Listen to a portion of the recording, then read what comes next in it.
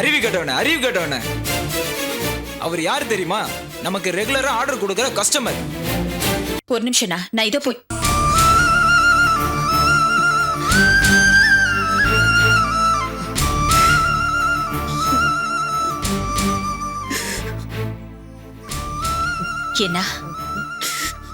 என்னாச்சு? எப்படி கண் கலங்குறே? என்னன்னு சொல்லுங்கண்ணா.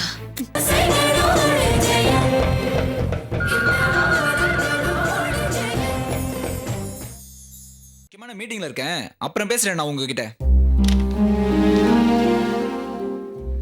என்ன ஸ்ரீவசன், காஃபி வாங்கிட்டு வர இவ்வளவு நேரமா? சாரி சார், கொஞ்சம் லேட் ஆயிடுச்சு. என்னங்க சின்ன பிள்ளைத்தனமா பேசிட்டு இருக்கீங்க? காஃபி வாங்கிட்டு வரவா இவ்வளவு நேரம் லேட் ஆகுது? பள்ளிக்கூடத்து பையன் மாதிரி பேசிட்டு இருக்கீங்க. முதல்ல கெஸ்டுக்கு காஃபியை குடிய.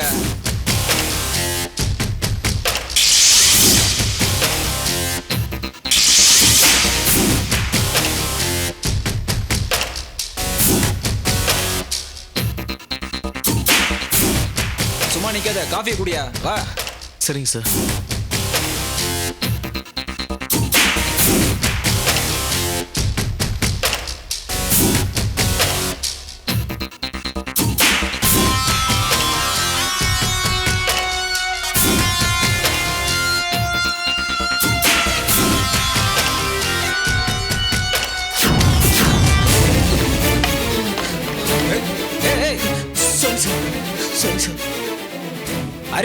அறிவு கேட்டவன. அவர் யார் தெரியுமா? நமக்கு ரெகுலரா ஆர்டர் கொடுக்கிற கஸ்டமர். அவங்க மேல கொட்டியிருந்தா என்ன ஆயிருக்கும்? பார்த்து செய்யக்கூடாதா இதெல்லாம்? சாரி சார், கை தவறிடுச்சு சார். எப்படியா தவறும்? எந்த தொழில் செஞ்சாலும் அதுல ஒரு சின்சியாரிட்டி இருக்கணும் ஐயா. நீ முதல்ல வந்து சேர்றப்ப என்கிட்ட என்னையா சொன்ன? நான் நல்லா சின்சியரா இருப்பேன், அதை செய்வேன் இதை செய்வேன், பெரிய டைலாக்லாம் விட்ட. இதுதான் நீ காட்டுற சின்சியாரிட்டியா? என்னையா சார், வேலையில சேரும்போது 1008 பொய் சொல்லுவாங்க, நல்லவங்க மாதிரி நடிப்பாங்க. போக போகதான் இந்த ஆளுங்களோட சுயரூபம் தெரியும். அதான் தெரியுதே சார், அவன் பியூன் வேலைக்கு கூட லாய்க்கு இல்ல சார். சரி விடுங்க சார், பாவம் ஏழைங்க சோத்துக்கு வழி இல்லாம ஏதோ வேலை கிடைச்சாலே போதும்னு வந்து சேர்ந்துருவாங்க. இவங்க கிட்ட பிச்சை போடுற மாதிரி சம்பளம் கொடுத்து வேலையை வாங்கிட வேண்டியதுதான். சார், இவன் நல்லா வாழ்ந்த மனுஷன் சார். நிலைமை சரியில்லைன்னு சொன்னா சர்டிபிகேட் எல்லாமே காமிச்சான் சார். ஆனா நல்லா படிச்சிருக்கான் சார். சார், இன்னைக்கு டிகிரி வாங்கின சர்டிபிகேட் மலிவு விலையில எவ்வளவோ கிடைக்குது. நல்லா வாழ்ந்தவன் எப்படி சார் இறங்கி போவான்? பியூன் வேலைக்கு வருவானா? அவன் மான ரோஷம் அவனை தடுக்காது. இன்னைக்கு நாட்டுல பொய், ஃப்ராடு, பித்தலாட்டம் இதான் தலை விரிச்சு ஆடுது. பஸ்ல பிட் நோட்டீஸ் கொடுப்பாங்க, அதுல படிச்சு பாருங்க. அதுல என்ன எழுதுக்கு? வறுமையில வாடுறோம், குழந்தைக்கு பால் வாங்கி தர முடியல அப்படின்னு சொல்லுவான். நம்மளும் இறக்கப்பட்ட பணம் கொடுத்தோன்னு வச்சுக்கோங்களேன், அதை எடுத்து போய் தண்ணி அடிப்பாங்க, தம் அடிக்க, ஏன் கஞ்சாவே அடிக்கிறாங்க. ஃப்ராடு பசங்க. சார், இவன் குழந்தைக்கு பால்டீன் வாங்க கூட பணம் இல்லைன்னு சொல்லி தான் சார் வேலைக்கு சேர்ந்தான்.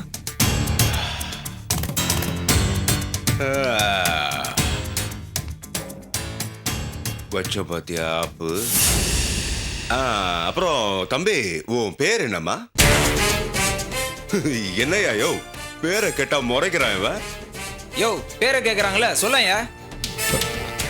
ஸ்ரீவத்சன். என்ன ஸ்ரீவத்சனா? என்னையா பெரிய கோடீஸ்வரம் பேரை வச்சுக்கிட்டு இருக்க, ஆனா பியூன் வேலை பார்த்துக்கிட்டு இருக்க? ஆமா, இது உன்னுடைய ஒரிஜினல் பேர் தானே? இது பாரு தம்பி ஸ்ரீவத்சா, இனிமே நீ ரொம்ப ஜாக்கிரதையா வேலை பார்க்க வேண்டியிருக்கும். ஏன்னா நீ பார்க்குற உத்தியோகம் பியூனு. என்ன பியூனு? இந்த கம்பெனியோட பாஸ் இல்ல, தெரியுது இல்ல? சரி சரி, குழந்தைக்கு பால்டீன் வாங்க கூட காசு இல்லைன்னு சொன்னாரு. நீ ஒரு வேலை செய். இந்த அப்படி, இது என்னோட கார் சாவி, வெளியில நிக்குது. போய் நல்லா தண்ணி ஊத்தி நல்லா நீட்டா தொடச்சு நல்லா ஷைன் பண்ற மாதிரி வை, அதுக்கு தனியா காசு தரேன். அப்புறம் என்ன சுதர்சன், வீட்டுக்கு போகும்போது தம்பி பூவு, பழம், குழந்தைக்கு அந்த பால் டின்னு அது இது எல்லாம் வாங்கிட்டு போலாம் இல்லையா? சக்கரவர்த்தி சார், முகத்தை பார்த்தா தெரியல கார் தொடக்க கூட லாயக்கு இல்லைன்னு. சார் பாவம் இறக்கப்பட்ட வேலைக்கு சேர்த்திருக்காரு. அதையே நாம கெடுக்கணும். தம்பி என்ன பேரு? சிவன் சார். போய் ஆஃபீஸ் எல்லாம் ஒழுங்கா பாரு. ஓ ஒரு நிமிஷம். ஆமா, என்னுடைய கார் வந்து ரொம்ப காஸ்ட்லி காருப்பா. உங்ககிட்ட கொடுத்தனா காரை இந்த காஃபி கிளாஸை போட்ட பாரு, அந்த மாதிரி காரை ஏதாவது ஏடா கூடமா பண்ணிடுவேன். வேண்டாம். ஓகே.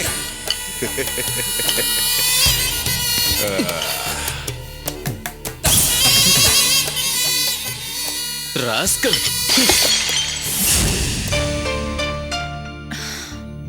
அம்மா அப்பா எங்கம்மா? திண்ணையில உட்காந்துருக்காரு.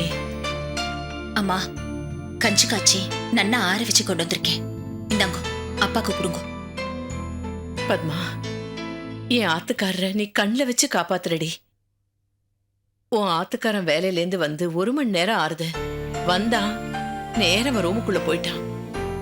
பாவம் என் பிள்ளை நாள் பூரா உழைக்கிறான். இது பாரு, அவன் பசி தாங்க மாட்டான். பத்மா போ, முதல்ல போய் என் பிள்ளைய கவனி. அம்மா நேக்கு தெரியுமா, அதனால தான் அவருக்காக நான் தோசை மாவு கடையில இருந்து வாங்கிட்டு வந்திருக்கேன். சூட தோசை வாத்து கொடுக்குறேன். இது பாரு, நோக்கு ஒண்ணு தெரியுமா, அவனுக்கு தோசை மிளகா பொடினா ரொம்ப பிடிக்கும். அதுவும் அந்த மிளகா பொடியில பசுனிய விட்டேன்னு வச்சுக்க. ஏன் அப்பப்பப்பா, இன்னும் 2 தோசை வாத்து தரையான்னு கேட்டு சாப்பிடுவான். போ. என்னடி ஆத்துல நெய் இல்லையா? இல்லம்மா, இப்பெல்லாம் நாம நெய் வாங்குறதே இல்ல. எண்ணெய் கொஞ்சம் இருக்கு. அப்ப சரி, அந்த மிளகா பொடியிலேயே கொஞ்சம் எண்ணெயை தாராளமா விட்டு கொடு. என் புள்ள சாப்பிடுவான். அப்பெல்லாம் ஸ்ரீக்கு பசு நெய்லியே தோசை வாத்து கொடுப்பேன். அதெல்லாம் ஒரு காலம்டி. சரிம்மா, அப்பா வெறும் வயித்தோட இருப்பார். முதல்ல நீங்க போய் அவர்கிட்ட கஞ்சி கொடுங்க. நீ உள்ள போ.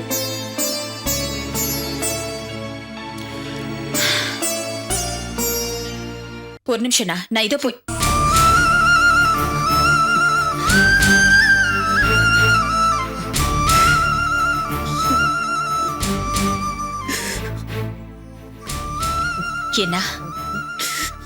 என்னன்னாச்சு? எப்படி கண்காலுங்கிறே? என்னன்னு சொல்லுங்கண்ணா. வேலை ரொம்ப கஷ்டமா இருக்கா? நீங்க பியூன் வேலை பாக்குறதுனால எல்லாரும் உங்களை துரத்தி வேலை வாங்குறாளா? இல்ல வேலையில யாராவது உங்களை ஏதாவது சொல்லிட்டாளா? இல்ல யார்கிட்டயாவது சண்டை போட்டுட்டு ஆத்துக்கு வந்துட்டேளா? சொல்லுங்கண்ணா. மது, நீ கேக்குறதெல்லாம் ரொம்ப சாதாரண விஷயம். இன்னைக்கு நேக்கு நடந்த அவமானத்துக்கு நான் உயிரோடய இருந்திருக்க கூடாது. என்னென்ன சொல்றேன்? ஆமா மது, அம்மா அப்பா எல்லாரையும் ஒரு நிமிஷம் நான் மறந்துட்டேன். உயிரை மாச்சிக்கலான்ற முடிவுக்கு வந்துட்டேன்டி. ஐயோ, அப்ப நேக்கு ரங்கா மட்டும்தான் என் கண்ணுக்கு தெரிஞ்சா. அப்போ என்னை விட்டு போயிடாதீங்கப்பான்னு என்ன கூப்பிடுற மாதிரியே இருந்தது. என் புள்ள தகப்பம் இல்லாதவன் ஆயிடக்கூடாதுதான். போறோம், நிறுத்துங்கண்ணா. ஏன் உங்க மனசு இப்படி எல்லாம் போச்சு? என்னென்ன நடந்துச்சு ப்ளீஸ் சொல்லுங்களேன். அந்த சக்கரவர்த்தியும் சுதர்சனும் தாண்டி எல்லாத்துக்கும் காரணம். என்ன சக்கரவர்த்தியும் சுதர்சன் மாமாவுமா? அவளை நீங்க எங்க பார்த்தேள்? நான் போய் பார்க்கல, அவளா தாண்டி என்னோட ஆபீஸ்க்கு வந்தா. உங்க ஆபீஸ்கா?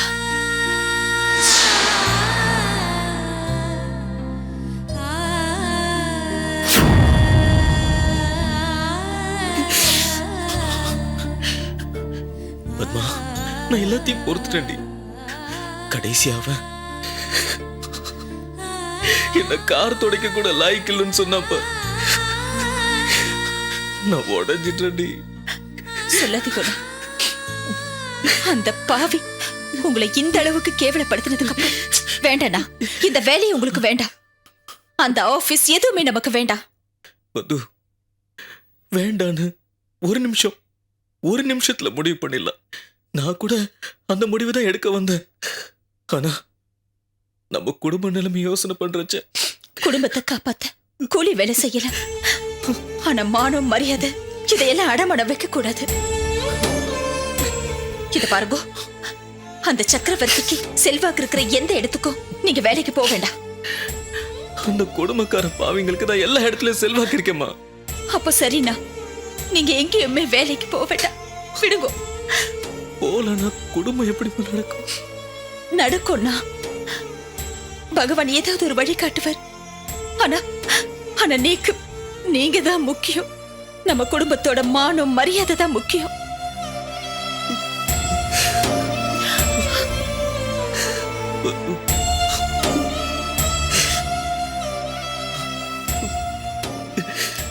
என்னண்ணா இது சின்ன குழந்தை மாதிரி சிவச்சா, என்னடாச்சு? ஆ? டேய், என்னடி? டேய், போயிடுத்துமா, ஆ? எல்லாமே போயிடுத்துமா. ஐயோ, அதுதான் ஊருக்கே தெரியுமேடா. அதுக்காக ஏன்டா சின்ன குழந்தை மாதிரி அழுதுட்டு இருக்க?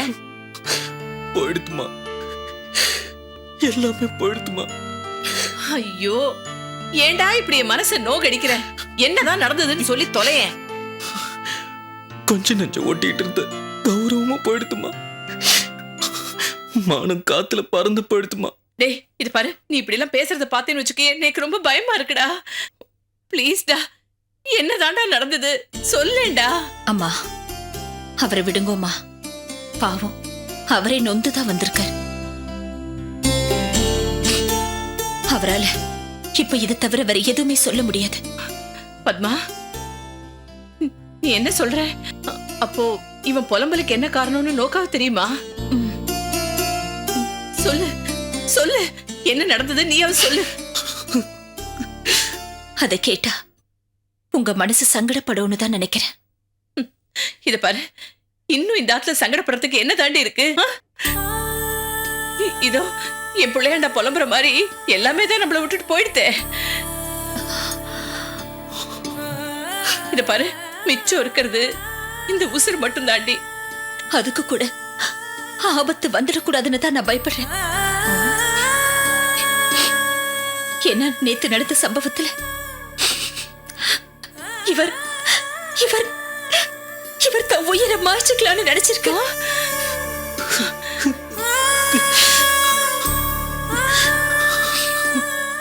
அம்மா, நீங்க நினைக்கிற மாதிரி அவருக்கு நல்ல வேலை கிடைக்கல. அவர் பியூன் வேலை தான் பார்த்துட்டு இருக்கார். ஐயோ,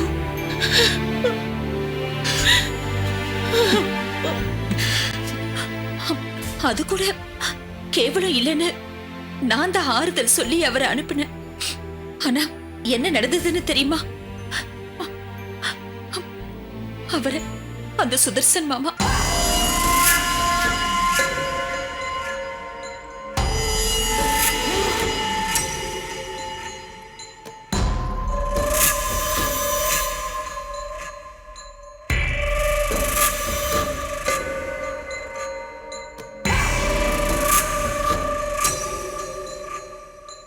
போறோம் ராஜா மாதிரி வாழ்ந்த என் பிள்ளைய அந்த கேடு கெட்ட நாய், ஊர் பேர் தெரியாத தெரு பொறுக்கி எல்லாம்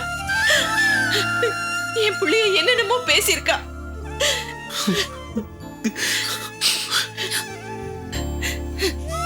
இது பாரு, இனிமே என் பிள்ளை எங்கேயுமே போக வேண்டாம். டேய் ஸ்ரீ, இனிமே நீ எங்கேயும் போகாதடா. டேய், நீ இன்னும் நீக்கு குழந்தை தாண்டா. உன்னை 4 பேர் முன்னாடி கேவலப்படுறதுக்கு நான் விட மாட்டேன். நீக்கு ஒரு குழந்தை இருக்குமா, அதை நான் காப்பாத்தணும்மா. நான் எப்படி இருந்தாலும் அவமானப்பட்டுதானே ஆகணும். வேண்டாப்பா, வேண்டாம்.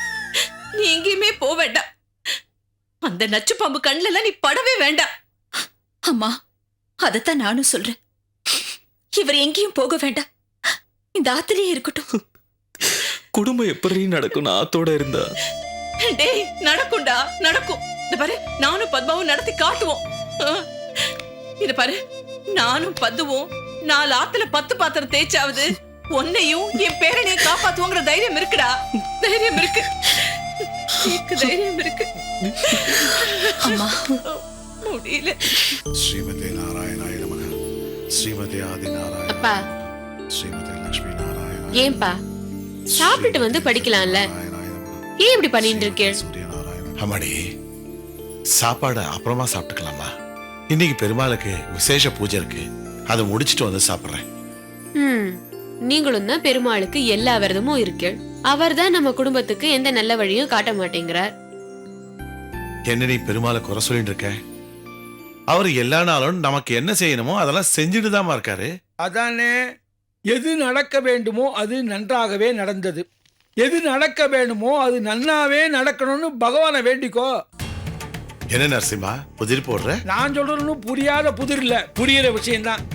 நம்ம நிழல் நம்மையே தொடர்ந்து வரா மாதிரி இந்த சக்கரவர்த்தியும் சுதர்சனமும் சீய தொடர்ந்து நிழலா வந்து தொந்தரவு கொடுத்துட்டு இருக்கா.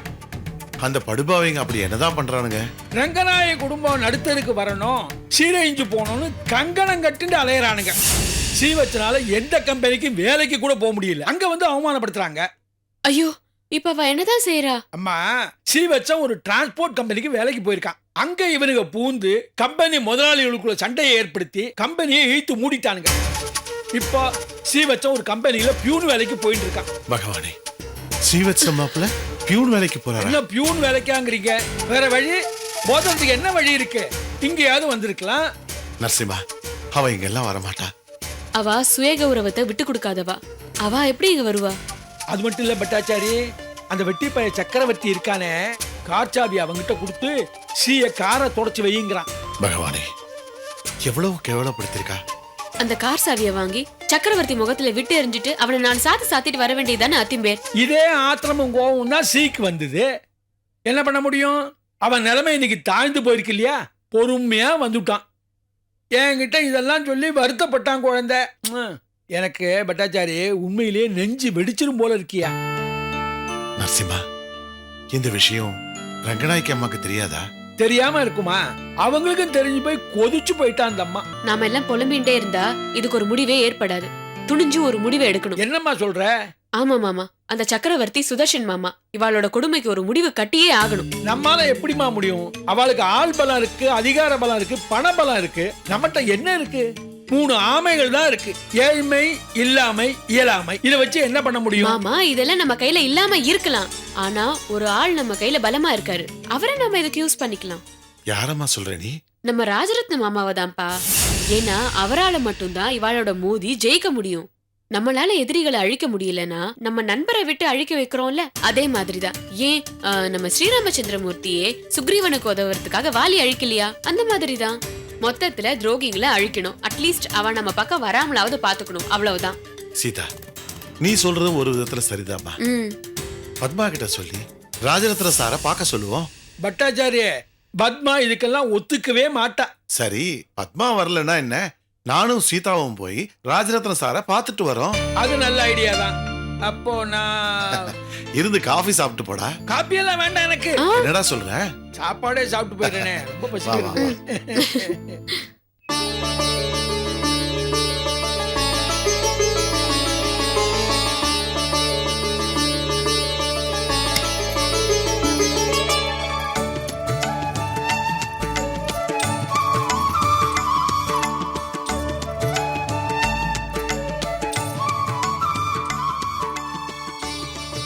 போன மாசத்துக்கு இந்த மாசம் 4 இன்ச்சு வளர்ந்துருக்கடா. கூடி சீக்கிரம் நீ இந்த பூமியில பிறந்து என் மடியிலையும் தோல்லையும் வளர போற. நீ பிறந்த பிறகுதான் எனக்கு பெரிய அதிர்ஷ்டமே வரப்போகுதுன்னு சொல்றாங்க. நானும் அவரும் உன்னை கண்ணும் கருத்தமா வளர்க்க போறோம்.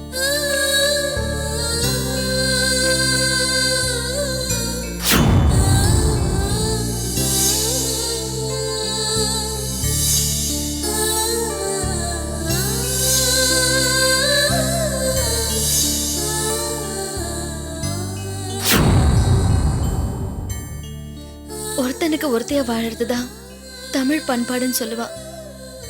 நானும் ஒரு தமிழ் பொண்ணா நேக்கே மனசு ஒருத்தருது. ஒருத்தனோட புள்ளைய சுமந்துண்டு இன்னொருத்தன் தாலிய போட்டுண்டு நல்ல ஒரு பொம்பளையா எனக்கு பொறுக்க போற குழந்தைக்கு அப்பா சுரேஷ் தானே சொல்றதுக்கு மனசு ஒருத்தருதே. வாழ்ந்தா சீதையை போல வாழணும், புருஷனுக்காக அக்னியில விழுந்தா. ஆனா நான் மனசு ஒருத்தருதே. கடவுளே, செத்து போன உயிரை மீக்க சாவித்ரி எமகிட்ட போறான்னா. ஆனா நான் சஞ்சய மறந்துட்டு கொஞ்சம் கூட கவலைப்படாம சுரேஷ கல்யாணம் பண்ணிட்டு சந்தோஷமா குடும்பம் நடத்தின்னு இருக்கேன். நேக்கெல்லாம் இந்த குழந்தை பிறக்கணுமா? எவ்வளவு பெரிய தப்பு பண்ணிட்டு. இல்ல, நேக்கு இந்த குழந்தை வேண்டாம். நான் இந்த அவமானத்தை எல்லாம் தாங்கிண்டு இந்த உலகத்துல இருக்க மாட்டேன், இருக்கவே மாட்டேன்.